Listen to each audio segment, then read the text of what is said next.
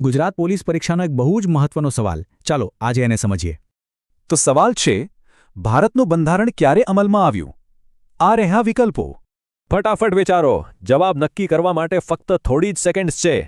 ખાસ ધ્યાન આપજો, કારણ કે આ તારીખોમાં જ મોટાભાગના લોકો ગૂંચવાય છે. બસ સમય પૂરો. તો સાચો જવાબ છે બી, 26 જાન્યુઆરી 1950. પણ કેમ? ચાલો જોઈએ. આ સવાલમાં વિકલ્પ બી અને સી સૌથી વધુ કન્ફ્યુઝિંગ છે.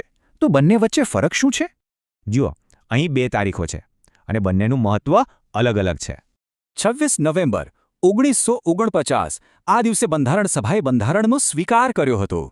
પણ એનો અમલ થયો 26 જાન્યુઆરી 1950ના રોજ. આ દિવસથી ભારત ગણતંત્ર બન્યું. એટલે કે પહેલા બંધારણનો સ્વીકાર થયો અને બરાબર 2 મહિના પછી તેનો અમલ થયો. બસ આ જ વાત યાદ રાખવાની છે. સ્વીકારની તારીખ અલગ છે અને અમલની તારીખ અલગ. પણ સવાલ એ થાય કે અમલ માટે 26 જાન્યુઆરીની તારીખ જ કેમ પસંદ કરાઈ? એનું શું કારણ?